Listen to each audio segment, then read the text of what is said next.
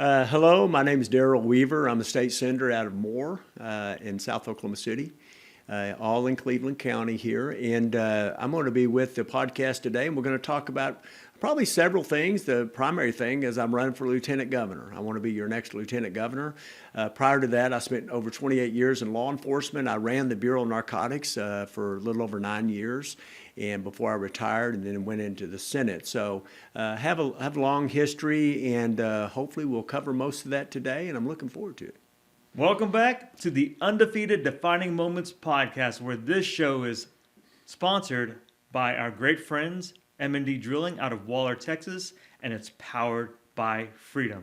Today's very special guest, 28 years in law enforcement, also in the Law Enforcement Hall of Fame in Oklahoma, 9 years director of the Oklahoma Bureau of Narcotics, 7-year state senator, still undefeated, and now he's going to level up like his mug that we're about to give him on his right as the lieutenant governor of Oklahoma. Senator Weaver, welcome to the podcast. It's my pleasure. It's my pleasure to be here. It really is. Thank you for having me. Oh, absolutely. Thank you for your time. We know you're on the campaign trail. You're probably speaking every day of the week, probably 770 counties. Is that your goal?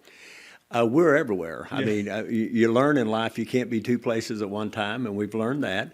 But we are all over. Our record for one Saturday was in 6 towns in one day, and we didn't even count the town we woke up in. So we started in Tulsa, and we didn't even count that, and spread across in different festivals and things like that. So we're busy. We're moving. One of our sayings is Team Weaver's on the move, and we are on the move. Yeah. So let's back up, and then we'll get to your campaign. You were in law enforcement for 28 years. Let's talk about law enforcement and what does it mean to you and how you got started.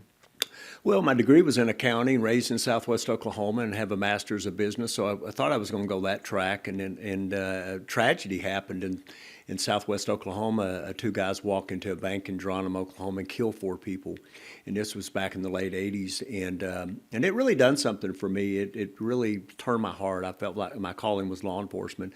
So I got on in 1987 with the Bureau of Narcotics. I started at the bottom rung. I didn't know the difference between marijuana and alfalfa, and got on at the bottom and worked my way up and worked all over the state and eventually made it to Cleveland County, where we're sitting today, and I've lived here now for 20 plus years. Ended up in Moore, and then in 2006 became the director of the Bureau. And that's your chief drug enforcement officer for the state, and really got involved in a lot of things. We started our human trafficking unit in 2012. Agents came to me and said, hey, they're trafficking young girls along with their drugs. So we got the legislature to pass, and this, Governor Fallon signed into law that we'd be able to have the ability to enforce that. So they're doing it today. The Bureau of Narcotics is doing it today, and they do it very well. So I'm very pleased with that. And the opioid things we did, and fighting against the cartel movement in the state at the time, and was very relevant. So a lot of things happened in that 9 years in drug enforcement. And I've often said I've been a part of 2 of the greatest fraternities in the state of Oklahoma, one being public safety and law enforcement, and the second the state Senate. And then what led you to state Senate? Well, ironically, I got out, I retired, and I'm the only, a little bit of a trivia, I'm the only state senator in the history that actually ran a state agency that went into the Senate. So some have come out of the Senate and went into state agencies before. But very proud of that, my time in the executive branch. I understood the Capitol very well when I got there. I'd been up there fighting for bullets and vests for my agents. Yeah. So I was very familiar, and I actually got to serve with people that were in it before I got there. So even in the executive branch. But anyway, I got out of law enforcement, I retired in 2015. I took a job with Big Brothers and Big Sisters of Oklahoma, which was, I was on their board before. I did a lot of things with drug endangered children at the Bureau, and I really have a heart for mentoring. I have a heart for saving people from going into incarceration. I was a big part of arresting a lot of people that need to be arrested, but their kids were oftentimes really the sacrificial lambs and really the collateral damage of those arrests. And so anyway, I was on at Big Brothers as their CEO, and really enjoyed it. You're 7 times more likely to be incarcerated if your parents are incarcerated. And so we really fought for that at Big Brothers. But pulling into Tulsa, had an office in Tulsa and in Oklahoma City. And at that time, President Trump had just got elected, and there was a lot happening anti-law enforcement. There was officers being spit on and riots, and it's just almost a disgrace to watch that happen to my profession. So I was pulling in Tulsa one day and felt just overwhelmed that I needed to run for that open seat. Senator Sykes was terming out. And that's how we started, really, to go back into public safety realm and a policy side, kind of protect law enforcement and kind of have their backs at the Capitol. And the only person really in law enforcement in the state Senate, chair of public safety now on the policy side. But we have now a reserve officer in there. But really, for the most part, just had really a knowledge about public safety and some of those things. So that's how I got in and ran and won in the state Senate. Yeah. So when you thought about running and you decided to run, what was the decision like with you and your wife? Like, I mean, she's got a big part of this, right? My wife's a physician. She's a medical doctor, and she's the better half of this operation by far. She's an OBGYN, so really has a heart for women, and she retired from delivering babies years ago, and now we started these clinics. Small business, of course, is important to us, and started with one clinic, and we have 5 now, and she's really a wonderful physician and person. But that was obviously who I had to have a big buy-in from to run for office. It's a big sacrifice for your family. And her dad, ironically, was a former vice mayor of Duncan on the council down there and been around politics a little bit with her dad. And she just said, look, if you're supposed to do that, let's do it.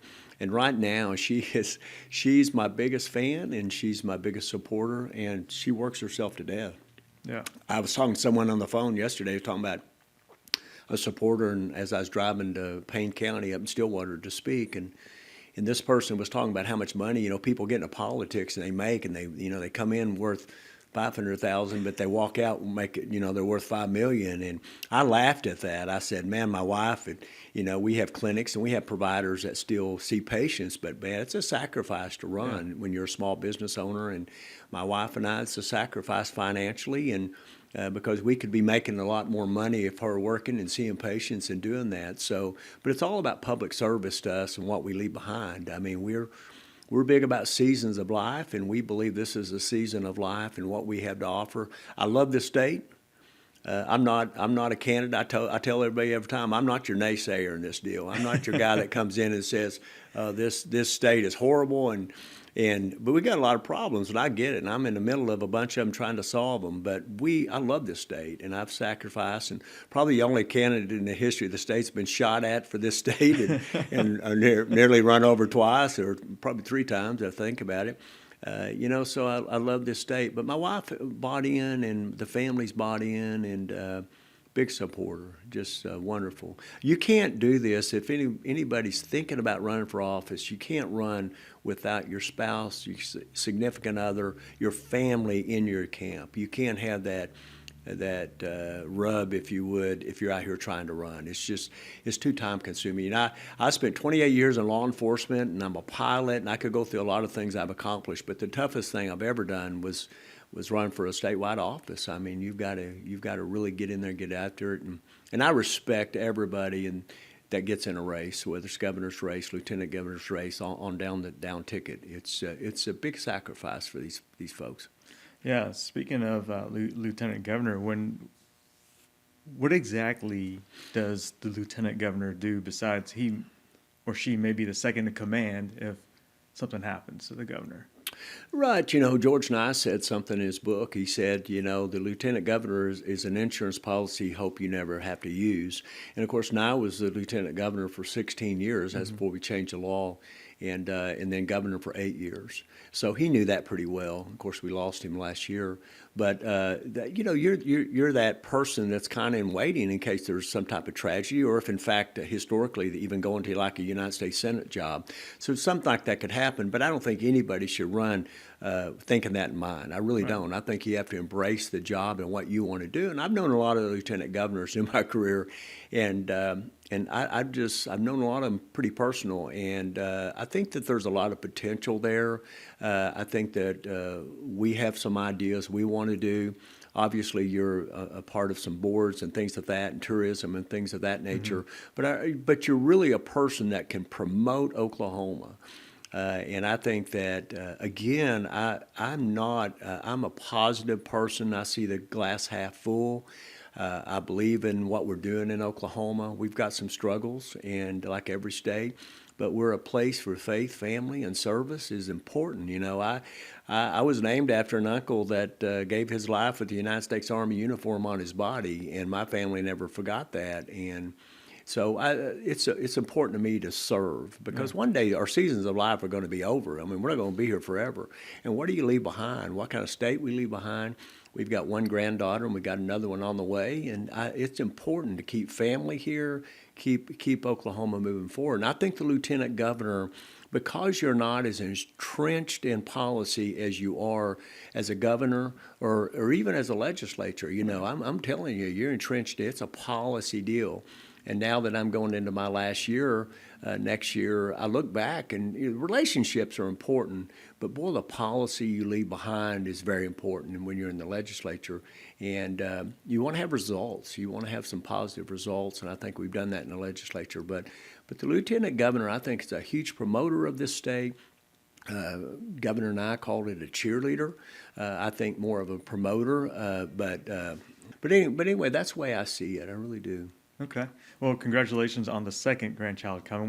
When is grandchild going to be here? March 5th. Okay. My daughter's in residency at OU, pediatrics, and she's got through medical school, and so she's in the middle of that, and that chaos of trying to get through residency, and now going to have the second child. And March 5th is the due date. Okay. And nowadays they kind of pick the due date. The mothers pick the due dates rather than the kids. And but my birthday's March 15th. So I wish it would be March 15th. Yeah, but just a few more days. I don't think she's going to wait 2 weeks for me to have it on that birthday. So. Right. You were talking about some of the state struggles. What's maybe one or two struggles that you've identified, and then what's the solution to the struggle? Yeah. Well, education's always on the forefront. I mean, every meeting I go to, it's education. I think that this year we passed the cell phone bill, and that bill first came out. And you have to remember, and I told a group yesterday, it's really about specifics. I mean, it's real detail when you get in the legislature. I mean, you can talk about policy at 10,000 feet, but when you get in the legislature, it really kind of changes. You can talk and brainstorm in a room or in somebody's office, but at the end of the day, once you get that bill designed and you start going through the process, this is a very exact process. It's words shall or may, or it's exact words or how it's constructed. And I think that that's sometimes what people miss. So the cell phone bill is an interesting example for me, because I really was a little bit opposed to that at first, simply because I'm from Moore and I represent Moore and the tornadoes. And I called my daughter in 2013 when she was in the bunker at Westmore, and I'm thinking to myself, and parents were saying, well, what happens if we have a tragedy? Because they've had tragedies. So we changed that bill. I ended up voting for it. I'm glad I did. The feedback now is incredible. But I think education, doing little things like that. We talk about the Mississippi reading scores. I've been told by two very significant policymakers in education that really is on the books. We just need to implement it. So I think the attention is on education. Healthcare. My wife's a physician. We own these clinics. I mean, we're supposedly 45th in healthcare.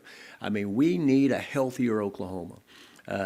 We're not opposed to another prescription. We believe it saves a lot of lives, modern medicine. But boy, we got to be careful. Is it a diet or is it another prescription you need? And my wife and I are trying to be healthy and fit. And, every night when we post something, people say, somebody posted last night on our Facebook, they said, where do y'all get this energy? Of course, my wife uses a way to talk about health. She says, well, we're blessed with, great health. But Oklahoma needs to be healthier. That's something that I think that we really, in rural hospitals and the funding of those.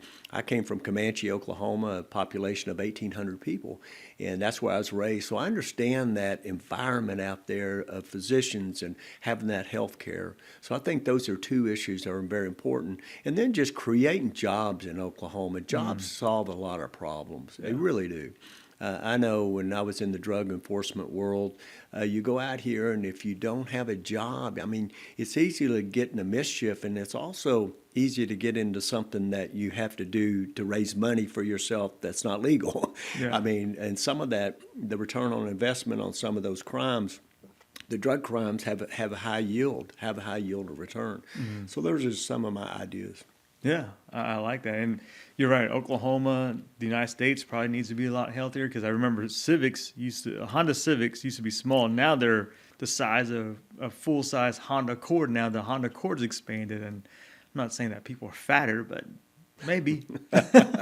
Well, you're much more blunt than I was as a candidate, but yeah, I mean, people. I'm a fitness instructor and went through the first CrossFit instructor school when they first started years ago, and I've been around that a long time. And people say, well, what's the routine? And I always say it's about 20% of how you work out and about 80% of what you put on the end of your fork. So diet has a lot to do with it. Fitness is so important to me. I pretty well trained my whole life. I started the fitness program at the Bureau of Narcotics when I was a supervisor, and we had one of the first law enforcement fitness tests, and a lot of agencies started doing it after that. And I'm very proud of that. But fitness has always been important. I was a skinny kid growing up, real skinny, but I was always kind of stout, and so I kind of got into weights simply because I got tired of being skinny.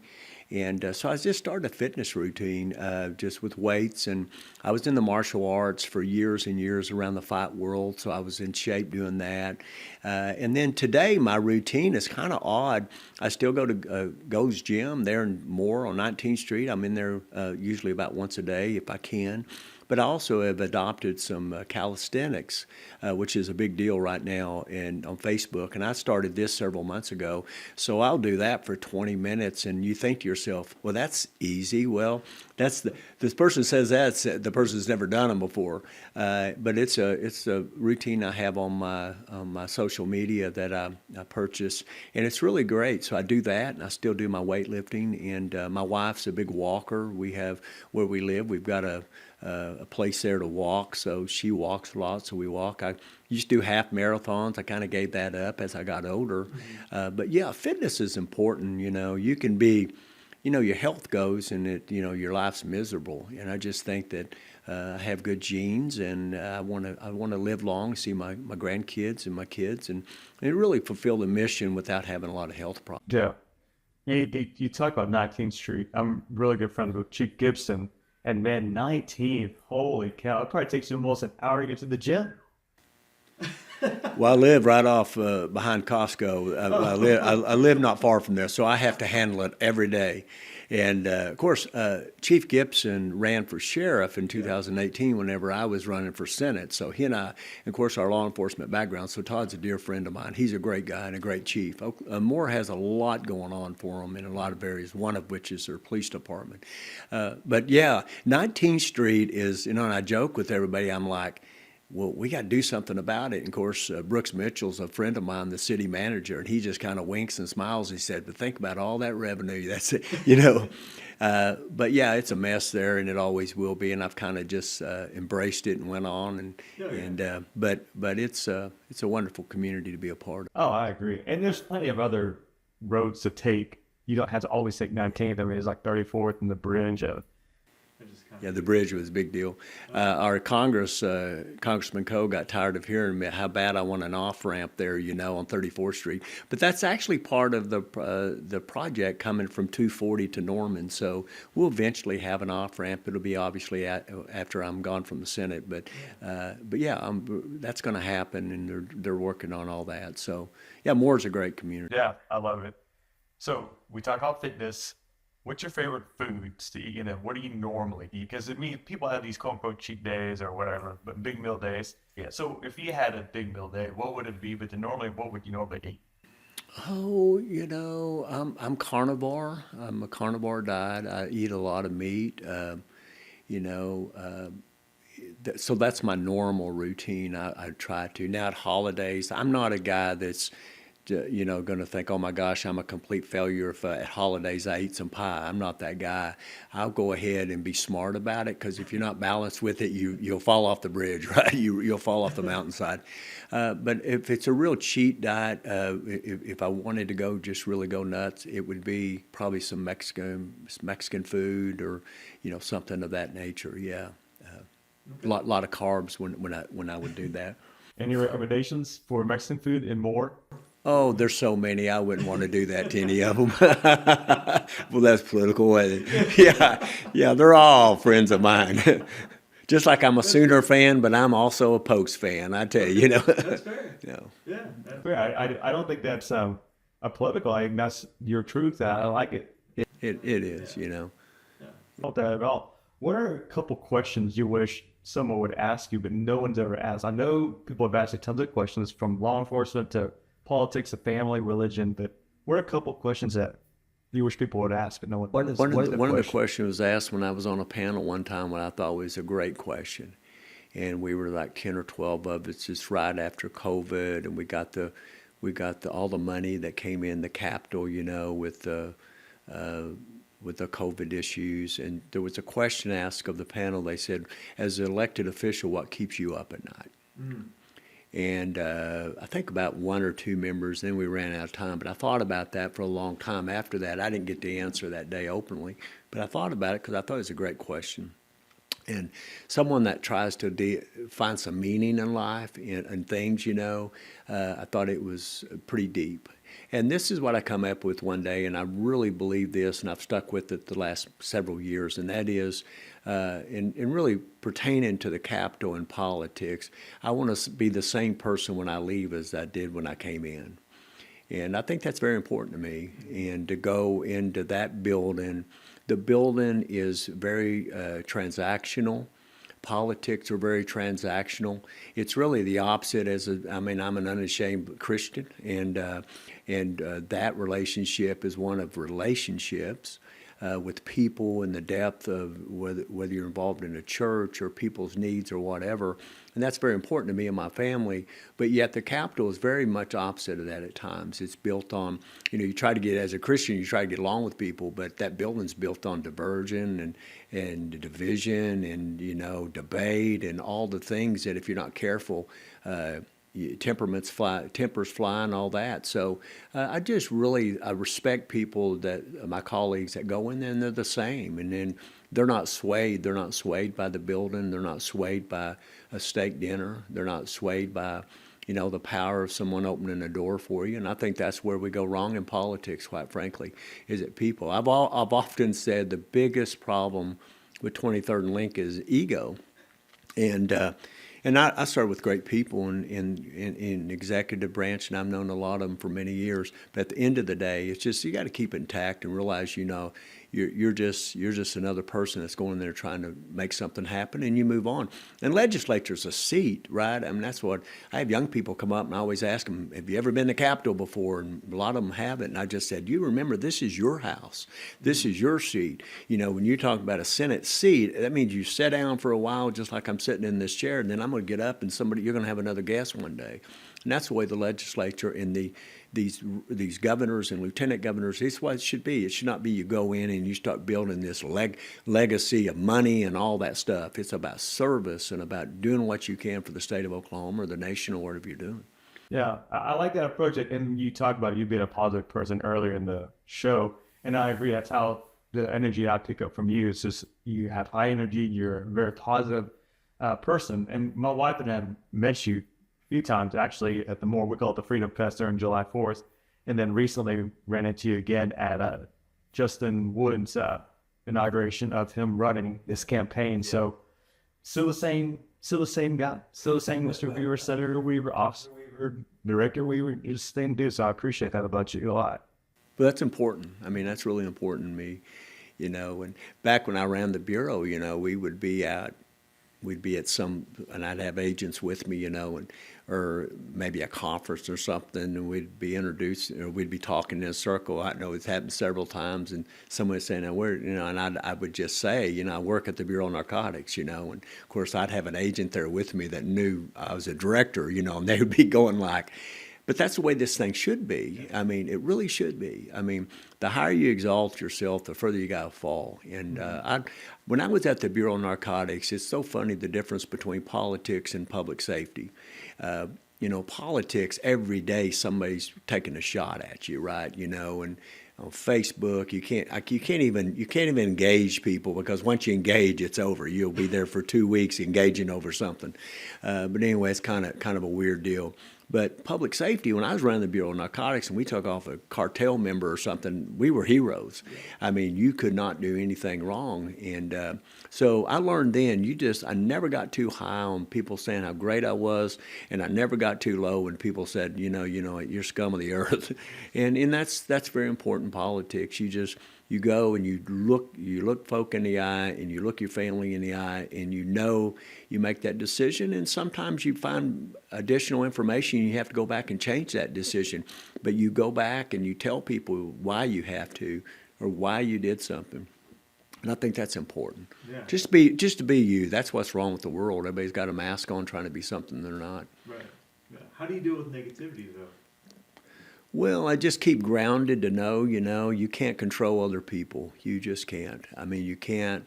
I learned that many years ago in my life, as much as we all like to. Just like your kids, they get older, and you coach them along, and you be a parent to them, but they've got to make their own decisions, and family members and things of that. But I just don't let it get into where I'm at. I won't let it in my space. I won't. And I know, and I stay grounded as a Christian in the Word, and I know my value no matter what anybody says, and I know that when I fail, I can come back and I can do it again, and I'm not opposed to saying, hey, I made a mistake, and I just learned that. But I just don't let it, we got a negative world out there, everybody's opposing everybody, and there's a lot of division, and the Scripture says to live as best you can, in peace with your brother. And you think about that in the Capitol. I think about that. I debate hard. Don't get me wrong. I debate, and I study hard, and I get after it. And I probably carried more legislation in the Senate. I can only think of one other person that may rival me. And good policy, public safety, and domestic violence stuff we need, and DUI law. I mean, we can go on forever. Jail standards lab, public safety districts. I mean, Healthcare Protection Act. We see the signs in the hospital. That was all my Senate side, my career, but at the end of the day, we just got to not let other people dictate how we're going to spend our day. Now, that doesn't say I'm not a human being. I think to myself, that's really getting under my skin. But you just have to fight through that and go the next day. Yeah. Now, you talk about policies and laws, and I really do feel like the general population, the general public, really does read a headline, service level, and doesn't do enough research where there's more substance to that, and they get so fired up. And I don't know everything, but I'm going to try to research as much as I can before I really get too fired up about it. So I think you're right. It's so funny. I was talking to a group last night. My wife and I were at a dinner, and I tell you what happens so often, exactly what you just said. And it'll get to the point somebody's really complaining about a bill, and I'll say, well, finally I'll get to the point, did you read the bill? Did you read the legislation? 9 out of 10 times, and even more than that, probably 99%, they'll say, no, well, but my aunt down the block, she said this about it. I said, no, you go read the bill. So people have a tendency to not really know and just kind of generate what they've heard on social media and stuff. And because there's a paradigm people look through in life. There's lenses. And when it comes to politicians, they look through the lens. Many people like, oh my gosh, they're not doing what I think they should do. And if you look through that lens, it's almost everything's critical, right? I mean, they don't drill down. And I could tell you a lot of stories about people that Senator, I can't believe you voted for that. And by the time I got finished telling them what it was, they're like, well, I'm so glad you voted for that. I mean, it's just crazy how it works, but it's politics. Absolutely. So we got the American flag back to your left shoulder. What does being an American mean to you? Wow. That's pretty deep right there. That may be my second best question anybody's ever asked me. I always think about my Uncle Ronnie, that got killed. I've thought about my family, and They were a family of really the military. I didn't go on the military, ended up in public safety. And I don't know that my family, because I was the oldest grandson, and my grandmother lost her two oldest sons. I was named after both of them, one domestically and then one in the Army. So I think that means a lot to my family, and always did. Talking to them, talking about hearing the taps when at his funeral in Duncan and years ago, and just the whole thing. And I think that kind of embedded in all of us that service of this country. And I've just always been intrigued with it. When I went to work for the Bureau, I always felt very strongly it was a service to make this country better in my circle in the state of Oklahoma. And it's the greatest country in the world. You know, I mean, we have a lot of problems. We really do, and we can argue and debate, but man, look at this country. I mean, look at it. We're a country boy, a poor country boy like me, you know, one middle of five kids, could end up being a state senator, could own a successful business, could go to college, could get a degree and a master's degree. I mean, daughter in medical school, son-in-law's a dentist. Come on. I mean, this is America. And there's no excuses in America. They're really not. You can find them, but they're really not valid. I mean, if you want to go do something, I don't care who you are. You come to one of my closest friends, East Indian, they got here with $21 in their pocket. She ended up being my chief financial officer for the state of Oklahoma, for me at the Bureau. I've known this family 30 years. The husband was a chief engineer for the state of Oklahoma. They come from East India with $20 in their pockets. I don't know their net worth now, but they live in Rivendell, which is, anybody knows anything about South Oklahoma City? They're in investments. They're wonderful people. All three of their kids went to science and math school. One of them's a doctor. One of them's master's in, I mean, it goes on. This is America, man. I don't care if you're born here or your family came here, and there's so much. This is America, and this is why it's so valuable, not only to me and to all of us, but to the world of what we stand for. Yeah. Man, I think that might be one of the best answers we could just end the podcast there on that note, but we're going to keep going. So politics is, people say it's polarizing, it's dividing. I find it fascinating because I love politics, I love history, even though that's not my major or background because it's more financial. So do you find it polarizing and extremely dividing? In certain moments I do. Sometimes I think, but then for the most part, the state capitol, I don't think it's as polarizing as what some think. Mm-hmm. You know, they look kind of a snapshot of Washington and they're like, oh, it's all like that. It's really not, it's not like that. I mean, I've got colleagues on the other side of the aisle that are Democrats that I disagree with on policy, but they're my friends. I came in with the minority leader, Julia Kurt, and she's a friend. I could call her right now on her cell phone and have a discussion and laugh and whatever. I mean, I often say nobody goes to 23rd and Lincoln to try to destroy the place. You know, they really don't. But it's not. But then there's times it's polarizing, you know, and it doesn't necessarily have to be Democrat or Republican. It could be urban versus rural in Oklahoma. It could be just strong. You know, there's been a big push on criminal justice reform. And listen, I carried the Sarah Stitt Act on the Senate side. I'm about giving people second chances. And that was a very significant bill coming out of DOC. So I'm about that. But I'm not for cutting everybody loose, and I never will be. I just won't. I watched the evil. I watched the evil in crime and how it could affect families. And I always remember the victim, because I was around victims. I was around kids that their parents abused them. I was around all that terrible stuff. And so I always consider victims. And that puts me in a position sometimes against my own colleagues, very close friends of mine that are very much about more reform. So you get those times where you get it. But what you can't ever do is make it personal. You can't never attack somebody personally, you know, over their beliefs, especially in that body. People say, well, oh my gosh, y'all debated so hard over a bill, but I saw you at lunch, you know, 2 hours later. But that's the way it should be, and that way it has to be. Because I may disagree with one of the members, but guess what? I may need their vote that afternoon on something. So you have to get along with people. I've often said when I got in the Senate, It is the biggest challenge to really learn how to get along. We try to do that as young people, we're in the sandbox playing with our toys, but it really is at the Capitol. You got to be able to sit and be cordial and debate and give your ideas and be an adult and not lose it, not get emotional, not be attacked, not attack the person personally. So it's really a great learning ground of getting along with people. It really is. Yeah. And some people can't stand that. Some people say, well, you get along with those people,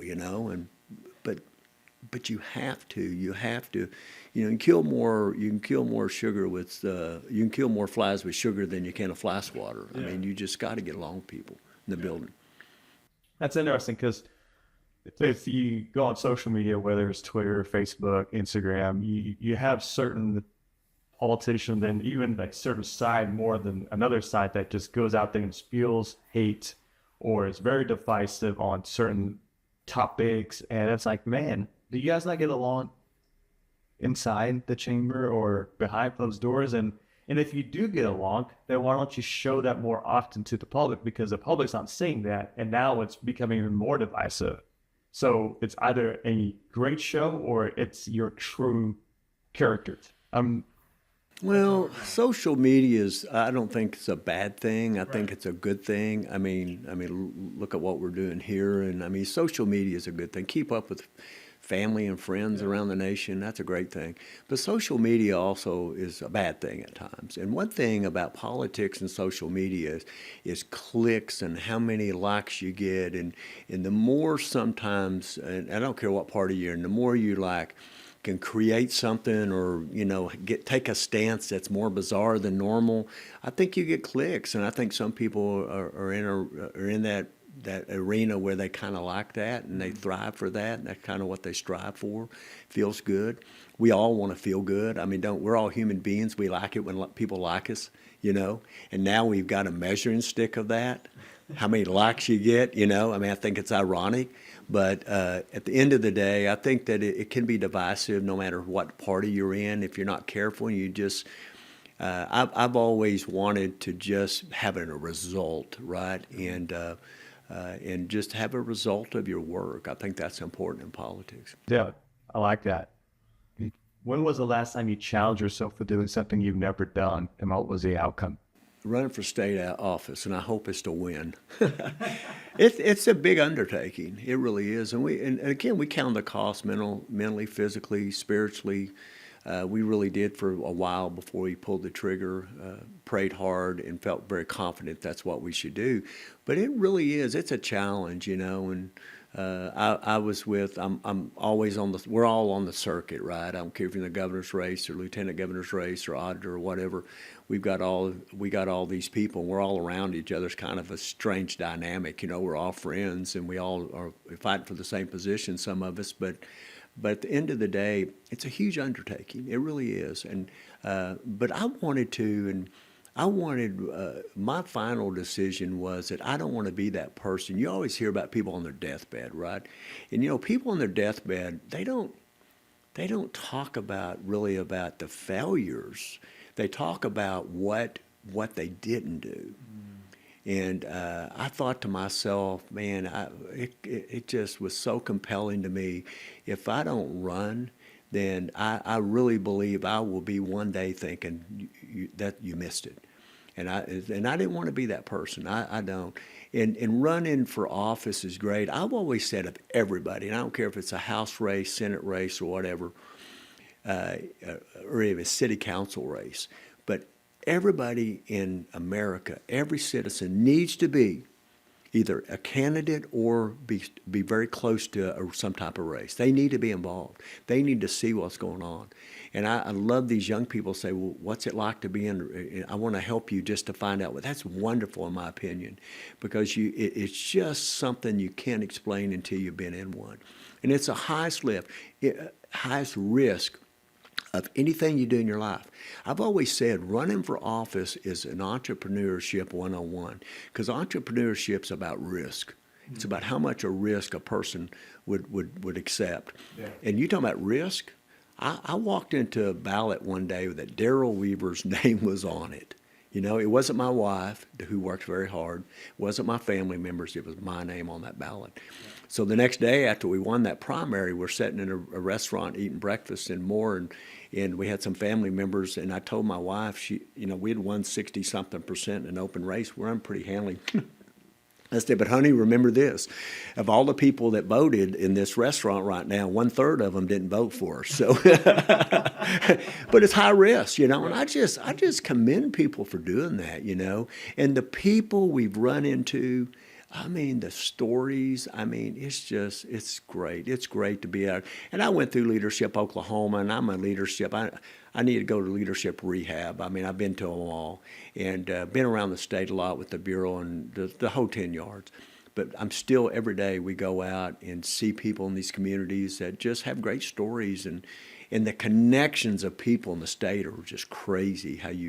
I found out yesterday, a big supporter, a medical doctor who's supporting me. I went to church with his sister and played golf with the grandson. It's so funny. I didn't even know they were kin. There's so many connections in Oklahoma that's like that. It's just beautiful. Yeah. It sounds like you've written a lot of chapters in your book so far. So what's the title of your next book? Well, I've written 2 books, and they're a little bit opposites of each other. Not the foundation's the same. I wrote one about my undercover experience in my faith, and then I wrote one about my oldest daughter that passed away in our faith through that, which was probably the most traumatic event we could have ever lived through, and by faith we survived that. But ironically, probably my next book, I've reserved the right to change my mind, but it's going to be a kid's book, and it's really going to be about some things that really about making dreams or taking dreams, and I've got some ideas on that. But if I ever wrote a political book, I'd have to think about it, but I thought one day I'd really write a book one day about really what happens behind the scenes. But then I thought, I don't know if people really want to know what happens sometimes behind the scenes, It's not corrupt, but it's just, it's a grind. It's making sausage. It really is. Special legislature. It's making sausage. I'd be curious about that. And I'd be curious about the show of the book too. Sign me up for that one as well. Yeah. If you could have coffee with 3 people, dead or alive, who would they be, and what would the conversations be about? Well, Jesus Christ for sure. The greatest human being, human being that came to earth. And we're about to celebrate his birthday here, and it's my favorite time of the year. I just love it. It's a big deal in our family. But that would be number 1 by far. And the second, and maybe a close second, would be my daughter who's passed. She was 14 when she passed away and would be 38 today. And I would love to have that conversation with Ashley, hear her voice again. I hear it all the time. I still remember her very vividly. And then it'd be, probably my mom. My mom's passed. My mom was an overcomer. She was 21 years old, and I was her 3rd child, and unmarried at the time, and I'm unashamed to say that. And my mom made decisions that kept me alive, and there was people around her who wanted her to abort me, and she didn't. And she was always a believer. And my mother ended up having 2 more kids, and I was the middle of 5. But just my mom, because my mom lost her 2 older brothers, she didn't have an easy life. She didn't start out as a young woman, but yet she ended up going to nursing school and ended up being a caretaker of the geriatrics of the world, and ended up being an advocate for them. Ended up in a nursing home with Alzheimer's, and I always tell people it's a sowing and reaping principle. My mom sowed a lot of great seeds when it came to caring the elderly, and she ended up in a nursing home, and they cared for her greatly. So probably my mom, and then close behind that, if I could add a 4th place on that, would be my grandmother, her mother. The Corbin family, and I wrote about it in the book with Ashley, were really a tragic family. She was a Corbin and a Tussey. There's a place, Tussey, Oklahoma, that my great-grandmother, her mother, is buried a bunch of the Tusseys. She was a Tussey, my grandmother. and then a Corbin. But they lost. She lost two sons and my uncles, and then all of her family lost somebody at an early age. It's really kind of a Corbin curse, but she was that person, my grandmother, that was so calm. I watched her, and even today in politics and running the bureau and the things I've had to encounter in my life, some of that comes from her. You just didn't shake her because she'd been shooken, and that wasn't. I always tell people, I don't get overreact on much, and maybe when OU loses, but but other than that, but we're on a roll. Or maybe I show a little emotion at a ball game, a lot of emotion at a ball game, but anyway, enjoy it. But I tell people, it's hard to get excited about this world when you've held your 14-year-old daughter's hand when she drew her last breath. That's a tough moment in life. So I think that just those form you in life and they prepare you to life to take things on. It prepared me, watching my mother and my grandmother and what I went through. It prepares me for what I face in politics, and you just keep pushing. You keep pushing and knowing, walk by faith. Wow. Some pretty powerful moments.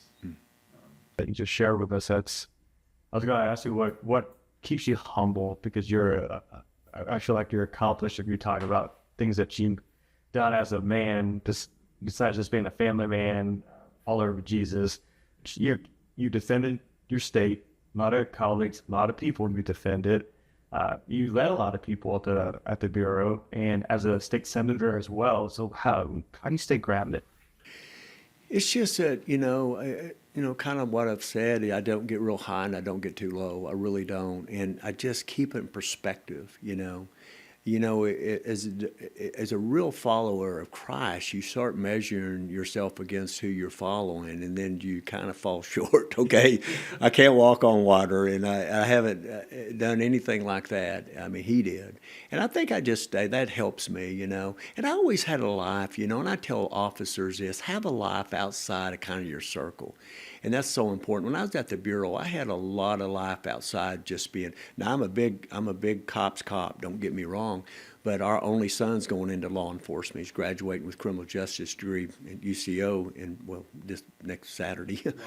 Wow. But and I always tell him his name's Asa, and I said, Asa, get involved in things outside of just your friends at the police department or wherever.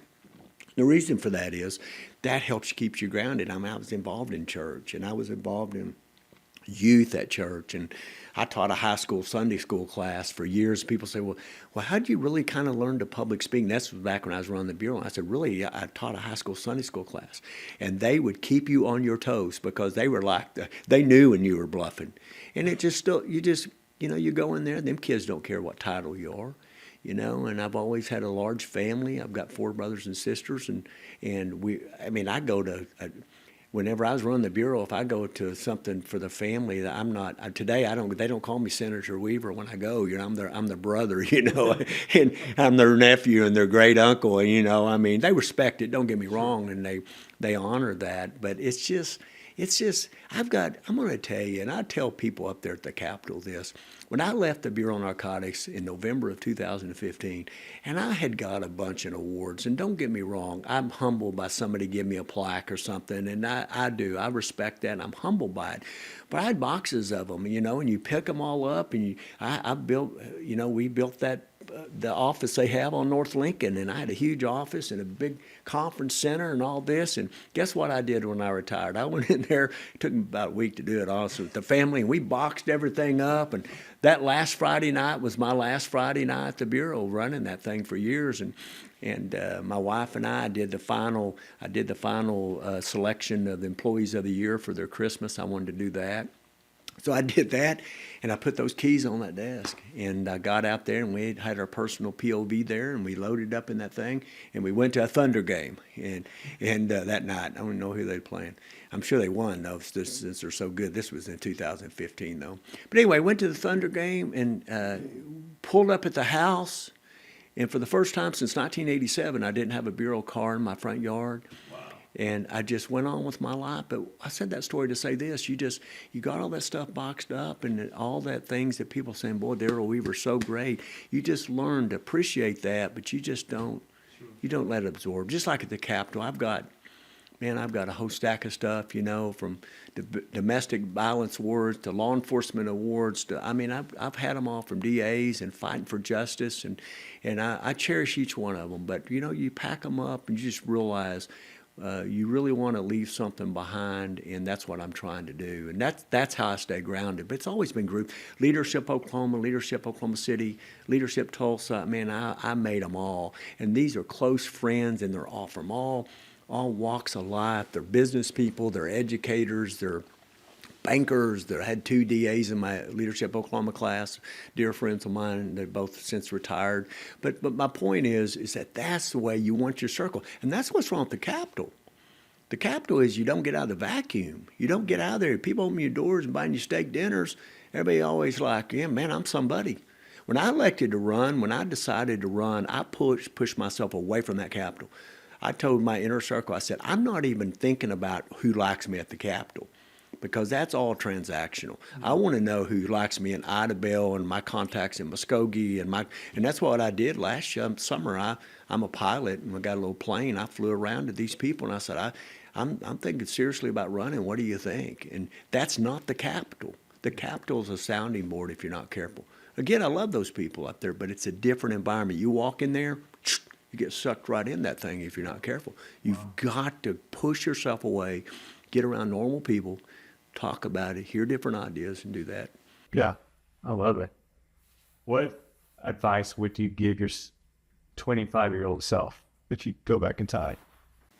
Oh my gosh, it would be a long sheet of advice. No, I look back in my life and I don't regret a lot, but what I would tell someone, my son's 24, so this is very timely for me. I think he's tired of me telling. I just almost like what our parents and our grandparents and our uncles and our people of influence said. I would start right now thinking about investing just a little bit, financially. Because it grows so rapidly. I started at the Bureau putting $50 a month in when I didn't have $50, to be quite frank with you. And when I retired, it paid dividends, so I did some of that. I gave up alcohol many, many years ago. I quit drinking. I haven't had a drop in decades. And I wish I would have never drank, to be quite frank with you. It didn't destroy my life, but there's a long, long history of alcoholism in my family. And not necessarily immediate family, but family lines. And so I would have never partook of alcohol. I would have, and I look back on like fitness and stuff like that, and my walk with the Lord, it was pretty solid. Although there was times I wasn't walking as close with him and I wish I had those times back. But he always got back to where I needed to be as a human being and someone that knew the right path. So I think that, but really just looking at being smarter with money and being probably be, like I said, just those things. Yeah, I like it. What are you most proud of? Most proud of, and I always go back to my walk with God, but I'm proud of that. I think that's a cornerstone of who I am. Very proud of my wife. She is a remarkable lady. She really is.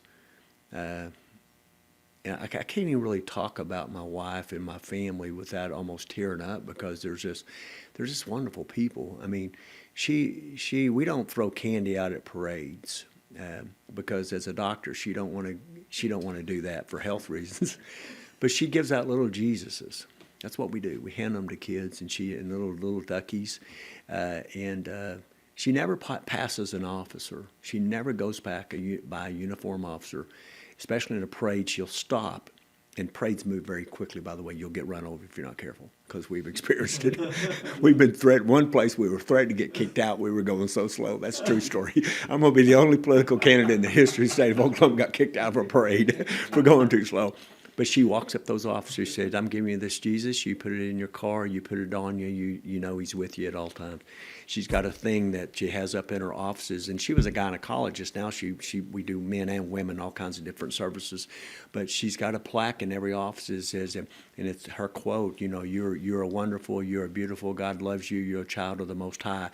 She's got it up. And that's what she tells those women that go in there and that are beat down mentally or whatever. And she's just a wonderful person. children. She was in business before she got into medical school, and so she's got a great. I mean, we've developed a pretty healthy business, and then my kids. I'm very proud of them. I really am. All of them are doing great, and they really just my kids. I've got one grandbaby. She's 2. She was born with achromoplasia, which is she's a little person. So we didn't even know it, but she's going to be small, but she's wonderful. She had a surgery to correct some things because of her condition. My daughter, who was in medical school at the time, was just rotated off critical care at OU Medical. And then the next day, Blythe, my granddaughter, had her surgery, and it went south. She had a stroke and surgery, and we almost lost her. She was on a ventilator for 25 days. And it was so hard for me because my daughter I lost was named Ashley, and they surprised me and named Blythe's middle name Ashley. So I was up at OU Medical, and here I am, my granddaughter. I'd already lost my daughter, Ashley, and here my granddaughter for 25 days, but she survived it, and we thank God for that. And today she's just back to normal mentally. She's not going to be any different. She's just going to be little. And then my second granddaughter's on her way. Of course, we talked about that. Blair's going to be here in March. So just the family and my brother and my sisters, and I'm just about that in my life. So I'm very proud of all that, and I'm proud of my service. I'm proud of what I left behind in law enforcement. I'm proud of that human trafficking unit. I'm proud that whenever some naysayers, we had naysayers at the Capitol. I had a guy, a former House member, you would know, and I'm not going to tell you who it was, and they left a message on my machine. They've turned out a long time ago, but they left a message on my voicemail. I think I still have it, and they said, "You know what, Senator, I remember you was at the Bureau and you pitched that to us, and I told everybody you were nuts. There's not any human trafficking, and I'm going to tell you right now you were wrong." And just, saving one kid at that, how important is that? So that's important in law enforcement and all the policy, and just an honor that I got to serve. I sat there sometimes in chaos, sometimes that place, and debate and all that, but I just sit there and look in that building, and I look up and I look around and I think, man, I'm sitting here. Look at me, I'm sitting in this building. So I'll always be proud and honored to have served in the capacities I have. That's awesome. Wow. How do you want to be remembered? If I could write my own obituary, I would say, and mean it. You go to these funerals, and everybody, I think to myself, I've been to a few of them, I'm thinking, what they're saying, I'm not sure is that same person that's laying there in the box. You know how it is. Everybody's a saint once you get into that funeral back of that hearse. But I really want to be known as a person of faith. I mean, I really do. That's someone that lost a child and survived, and someone that overcame a poor upbringing, that accomplished things, and and he relied on his faith. He wasn't ashamed of his faith. I mean, I think you can't put a light under a bush. You either are or you aren't, and I'm that guy. And I don't push it down people's throats. I don't. I'm that Jesus didn't, and I'm not going to. But I want to be remembered as faith. I want to be remember somebody that loved his family and loved this country. Faith, family, and service to this country, and in what capacity I'm able to do that in. And I think that's a life. I mean, what much more do you want than that? And leave back my kids. I said the same scripture every morning when I'd take my kids to school. I have about 20 scriptures, and I would just fire them off, and it drove them crazy. They little kids, they hated, "Oh, Dad, do we have to do this again? Dad, do we have to do this again?" But my daughter, who's in medical school or residency, because there's a difference there. But Madison told me one time, she said, and I didn't even realize that as she got older, she said, after Ashley died, and of course she was little when she died, but she remembers her. But she brought up to somebody, and I overheard me doing those scriptures. She said, "My dad could have quit on life, and he didn't." So you leave that kind of stuff behind, and now I know they're going to pass it on to the next generation and the next generation. I mean, that's what this thing's about. It's not how much money you got in your bank account. It's not how big a car you got. There is nobody pulled a U-Haul behind their coffin, One of the greatest Oklahomans in the world was worth a lot of money. Is Toby Keith. He's buried not very far from here. Toby was a wonderful guy and a friend. But, no matter what you accomplish, you just got to leave behind those things that influence people and help people. and just like Toby Kid and the many did on the many things he left behind. I mean, you just have to do what you can do and leave this world in better shape, and that's what I want to be remembered by. That. I love it. That's powerful. That's deep. What do you think, Noah? Yeah, nothing to say, man. That's amazing. Yeah, that's amazing. Yeah. We appreciate your time. And then your run to Lieutenant Governor of Oklahoma next year. Big year for you as well. I got a question for you. Yes, sir. Big Noah over there.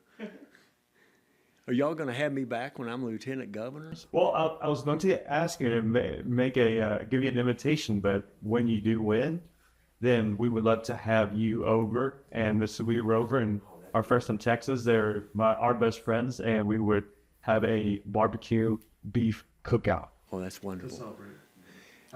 Now, once you meet my wife, and you've met her before, haven't you? But I don't know if you've heard her speak. But I'll sum my wife up like this. Now, every time we go to a fundraiser or do whatever we're doing, an event, I always have my spiel, and then she comes in behind me and does hers. It's shorter. But this is what I'm up against here. So we're up at Ponca City at a fundraiser at this guy's house, beautiful home, great guy, big businessman up there. And after I do mine and Kim does hers, at the back, the first question is from the guy that owns the place, right? He raises his hand, I recognize him. First question, he says, I got one question for you. And I thought it was going to be the typical question, who do you like for governor? You know, that whole deal, you know, who do you like? He said, he pointed at Kim, he said, do you think you could beat her in a race? and I said, I couldn't even get out of single digits against her, you know. But that'd be wonderful to have her come and us come. I would definitely do that. Yeah, and we would definitely have you back on the show for the victory run and the recap of everything. Recap of everything. Yeah, love it. Well, Senator Weaver, if you don't mind looking at the video, do you approve this podcast? I approve this podcast. My name is Juan Lim, and I approve this podcast.